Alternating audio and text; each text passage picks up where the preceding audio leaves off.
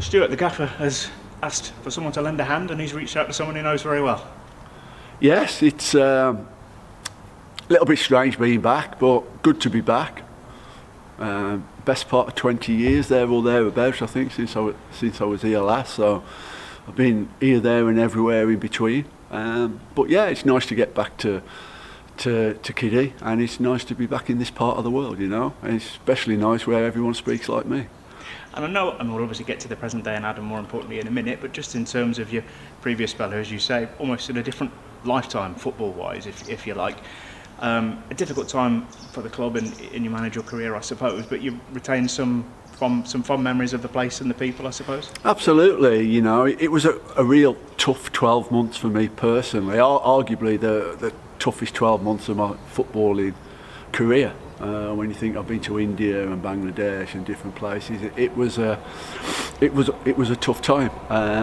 But during that tough time, you know, you still meet good people, people that you enjoyed working with, people that opinions you value, and you know, there's still a couple knocking about, so I'm looking forward to seeing those. And just looking forward to getting back to work. You know, as I say, I've spent a lot of time from home. I've just had some time off. I needed it. I didn't think I did, but I did. Now I'm ready to get back to work. My bank balance tells me that I've got to get back to work. So yeah, it's good to be back, good to be involved, and really good to be working with Adam again. And from your point of view, why are you here? In terms of the situation we're in terms of the timing of it, what is it that you're coming to help with? Well, I know the football club, even though obviously I've not been here, but I know about the football club. I've always followed it since, as you naturally do when you've worked somewhere.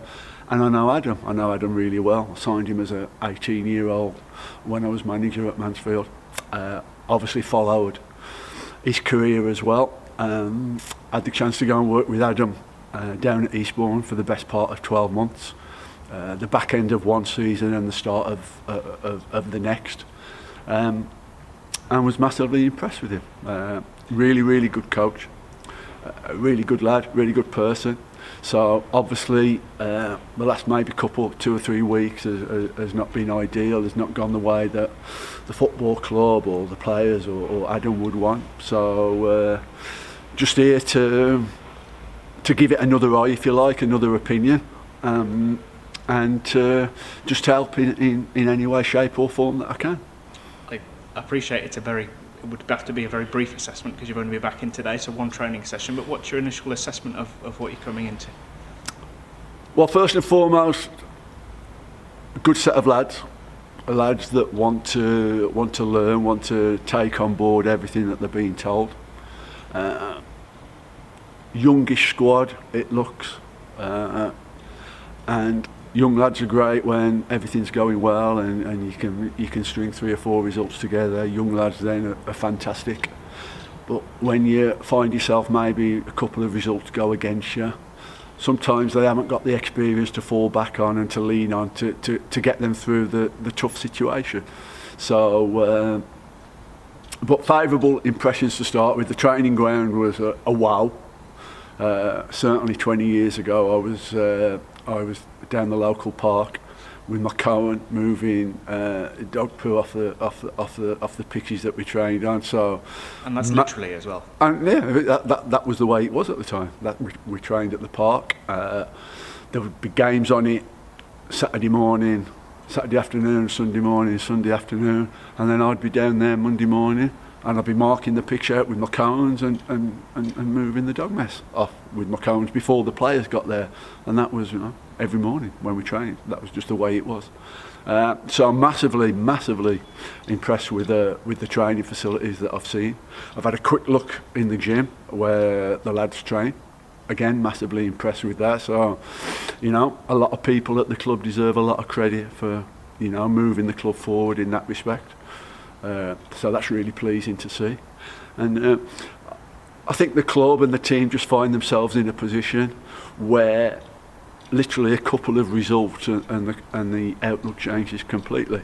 So I get, you know, the disappointment of the last couple of games. I get it. Obviously, that's football. But you've got to look forward, and you've got to believe that one result changes the outlook completely, and we can start looking up to the top of the league, and you know that promotion push that everybody wants. But it's tough. You know, nothing at any level in football is a given. You have to go, and you have to go and earn it, and you have to go and work your socks off, and you have to go and compete, and you have to go and fight and scrap, and that's what we've got to do. That's what we've got to do if we want to get to where we want to be. And you touched on the gaffer in terms of as a character, so just to finish on that, I know you said your time with him at Eastbourne overlapped 2 different seasons, but as a 12 months it was a success in that you achieved something at the end of the first season and set the foundations for a relatively successful season last season. So that dynamic, if you like, that chemistry is very much there, isn't it? Yeah, I think, and I think we share the same philosophy. We share the same ideals that how we want football to be played, and how we want to achieve that. But we have different ideas on how that is to be achieved, and that's good. And I think, as I said earlier, I think I bring another opinion to the table, and it won't always be the one that the gaffer first thinks of, and I'll tell him obviously what I think, and then obviously the final decision is with the gaffer. That's why he's the gaffer, and I have no problems with that. And it seemed to work okay at Eastbourne. We was in a massive relegation scrap when we first got there. I think we literally had to win. I think we won 10, we won 8, drew 3 of the last 12 to stay in the league.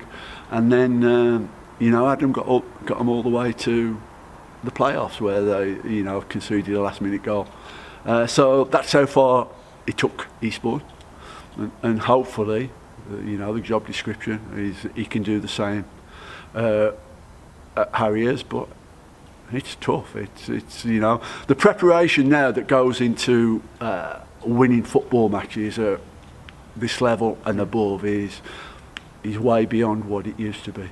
Everybody's got their analyst, everybody's got access to literally everything that the team does. So yeah, we've got to be better than the others, and it's the same for everybody. 100%, I get that.